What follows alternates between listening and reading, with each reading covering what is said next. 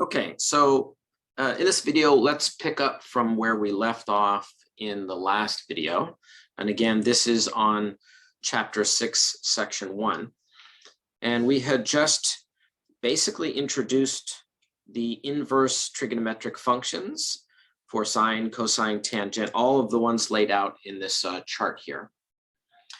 And what I want to do in this next video is to go through a couple of the examples on the slides to illustrate how we might make use of these inverse trig functions in a few example problems. So this is still a nice table to look at and to reference back to remind you the domain and the range, the interval of values that you can get from the inverse trig functions, as well as which quadrants those angles would be in. So I'm going to move down to example 5.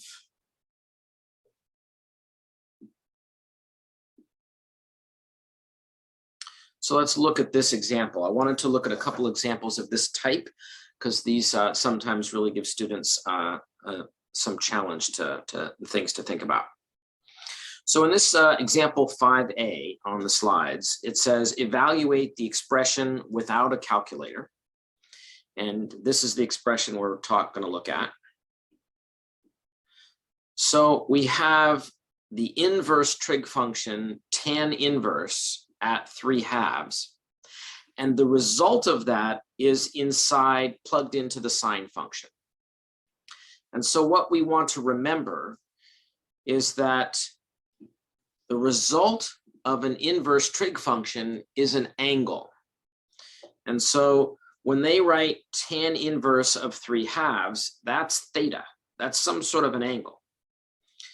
Specifically, that's theta, which would be equal, the theta that this is equal to for tan inverse of 3/2 would be the theta angle that you would put into the tangent that would give you 3/2. That's what we know about the angle, that it's some angle and tangent of that angle would give us 3/2. Then we're going to take that angle and plug it into the sine function and see what we get. We're supposed to figure this out. So what do we know about this angle? Well, the result of the inverse tangent will always be an angle that's between -pi/2. So I know that -pi/2 is less than or equal, well, just less than specifically, but I know theta is in this range. And so since theta is in that range, that means theta is either in quadrant 1 or quadrant 4. And in quadrant 1, when you're between 0 and pi/2, that happens, the tan gives you positive numbers. And when you're in quadrant 4, between 0 and -pi/2, the tangent would give you negative numbers. So since tan, in this case, of whatever this theta angle is, gave us 3/2, we know it's in quadrant 1. So they draw that conclusion here. So we know theta is in quadrant 1. It's some angle in quadrant 1. Somewhere here in quadrant 1. And what I know about it is that the tangent of that angle gives us 3/2. So I think they're going to give me a place I can draw this. Yeah, so what we would do is we would draw that or indicate that in some way. So if theta is in quadrant 1, as we're seeing in this diagram here, a much better version than my little purple diagram up here. And if we know that tan of theta was equal to 3/2, well, then we can put in a reference angle and we can make a triangle where the 3/2 represents the opposite over the adjacent, because we know that tan of an angle can be found by taking the opposite side and dividing by the adjacent side. And so if you get 3/2, then that angle could sit in a triangle where the opposite side was 3 and the adjacent side was 2. So we can draw in the angle and we can make a triangle where the opposite side to the angle is 3 and the adjacent side to the angle is 2.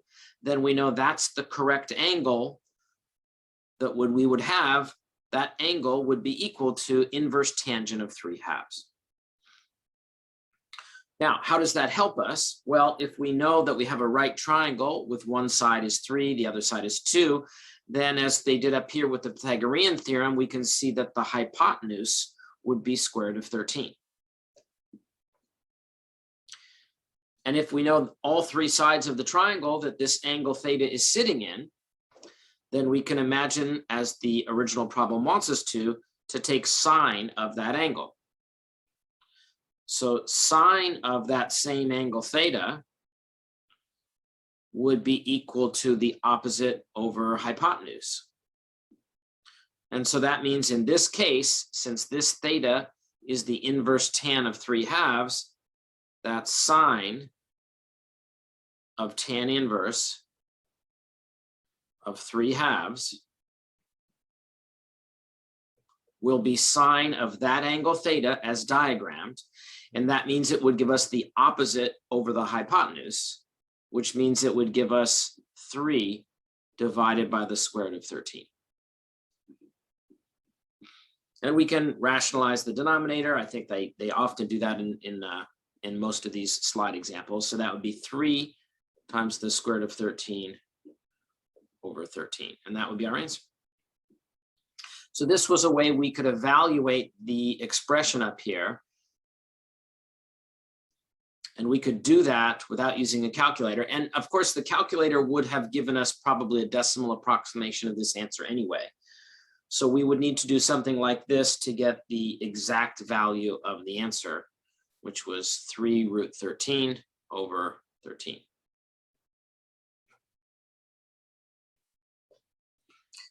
So I think the thing that helps us move forward is to recognize that what is plugged into the sine function is an angle, and that what tan inverse of a number gives you is an angle. So if tan inverse of 3/2 gives me an angle, I could then take that angle theta and plug it into the sine, and we can see how that would come out most easily with a diagram like this. All right, so this problem is interesting, but it also has no variable in it at all. So they then have a problem, I think in 7a, that has a similar structure to this, but they don't actually give you a value. It's kept as a variable. And so that's the next step of this type of development. So let's take a look at that next to see if we could push forward with the same reasoning that we did here. So they do another example in 5b, and then they do where they draw a diagram, just like we did before. So they continue with that, and then they do another example 6. But let's move past to get to 7. They have quite a few examples in this PowerPoint presentation. All right, so now let's take a look at this one here, 7a. So they have a very similar expression. They still have tan inverse of some number, but in this case, we don't know what the number is. Instead of 3/2, we have u to represent what that number would be. And then we take that angle theta and we plug it into sine. So it's very similar to what we just did in 5a. But now what it asks us to do, instead of evaluating and getting an actual number directly, since we don't know what was plugged into the inverse tangent, it says write this expression in terms of u without the trig functions in it, as an algebraic expression instead of a trigonometric expression. So what they want us to do is somehow see how this would simplify, and then we wouldn't need to have the inverse tan and the sine function anymore.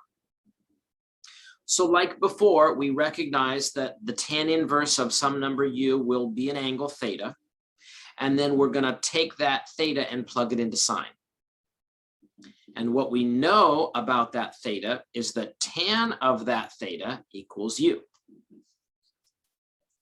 So like we were discussing before, we know that that theta has to be somewhere between negative pi over 2 and pi over 2. And that means it's either in quadrant 1 or quadrant 4. Now before, when we knew that u was a positive number, we therefore knew that theta had to be in quadrant 1. But now we don't know what u is because u is an unknown number. So if u is a positive number, then theta will be in quadrant 1. But if u is a negative number, then theta would be down here in quadrant 4.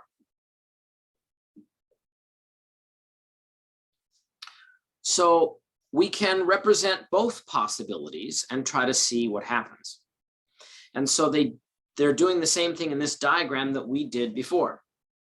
What we know in this case is that tan of theta equals u, and that's again equal to opposite over adjacent.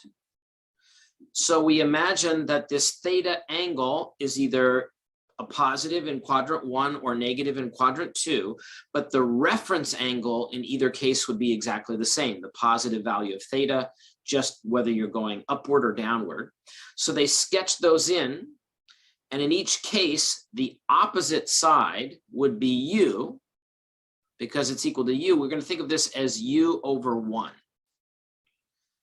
So since opposite over adjacent gives us u, we're going to express that as u over 1, and then we could create this triangle where the opposite side is u to the angle theta, and the adjacent side is 1. Then again, using the Pythagorean theorem, we know that u squared plus 1 squared equals the hypotenuse squared. So the hypotenuse would be equal to the square root of u squared plus 1 squared, which is 1. And so that's how they get this over here as the hypotenuse. And they've sketched that in the diagram already. But basically, if you know one of the legs is u and the other leg is 1, then you can use the Pythagorean theorem to get the hypotenuse here. Oops. Okay, so what this means is now we have at least an expression in u for all 3 sides of this triangle. And the same thing on the bottom, it's the same triangle, but we know if we're on the bottom that the y value, the u value would be negative. And if we're up above, that's when the u value would be positive. And we could determine that later if we were given a value for u. But specifically, we then want to find out what sine, whoops, there we go, what sine of that theta value would be. And sine of theta, as before, is equal to the opposite over hypotenuse.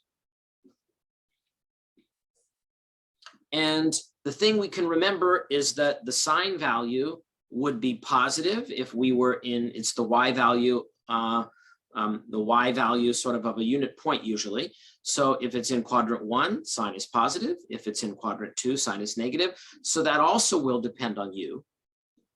But specifically, we can say, oh, well, the opposite side will be u, positive or negative. And the hypotenuse side is the square root of u squared plus 1, which is always positive. And so we're going to get this expression whether we're in quadrant 1 or in quadrant 2. And so that's the answer for sine of that angle, where that angle was the inverse tangent of u.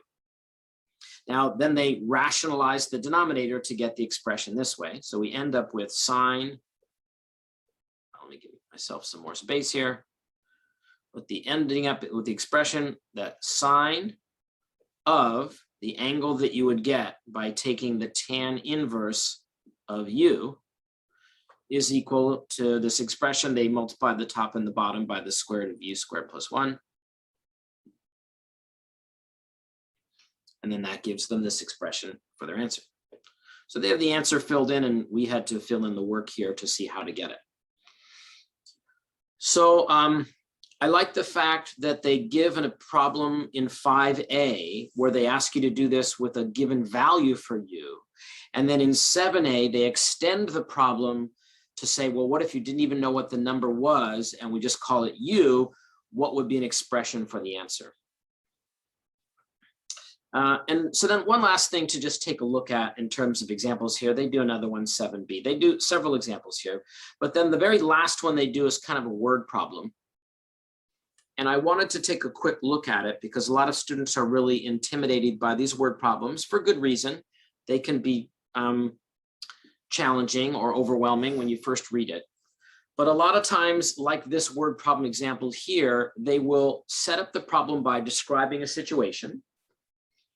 And in this example, it says the optimal angle of elevation theta that a shot putter should aim for in order to throw the greatest distance depends on the velocity of the throw and the initial height of the shot. And they give the source that this formula comes from. So they describe the situation about what angle you should throw it at to get the maximum distance. And it's some formula, but then they just give you the formula. So if you look, it says one model for theta that achieves this greatest distance is theta, the angle that you should throw it at, is equal to the arc sine or inverse sine of this formula. So in this case, we don't have to do any manipulation. We just need to use the formula. And the formula has a V in it and an H in it and a little bit of arithmetic here. So then in the problem, it says they give you that the height is 6.6 feet, and they give you that the velocity is 42 feet per second. And then they ask you what angle would give you the maximum distance. So in this case, you would just plug those numbers in. You'd plug in the 6.6 for H. You'd plug in the 42 in the two places where there's a V, and they show that done here. And then you would just do all this on your calculator. And then they give an approximation of 42 degrees. And I guess you could do that in degree mode to get degrees, which is probably what the problem looks like it wants here. Did it say that? Didn't say that. They would need to specify in the problem. Or you could put it into radian modes if you wanted an answer in radians. But a lot of times in real world situations, you'll use degrees for problems like this. So I just wanted to point out that as you're working through these kind of challenging problems, and some of them are more intimidating, keep in mind that if they just give you a formula to evaluate, it actually becomes more of a calculator problem and not something more complicated. And those are the examples I wanted to illustrate for you in this video. Hopefully it helps. There's a lot of other problems you can see that are done in the slides. And there's quite a few challenges in this first section of chapter 6. So hopefully these videos will help. Keep up the hard work and always reach out to me with any questions that you have. Best of luck.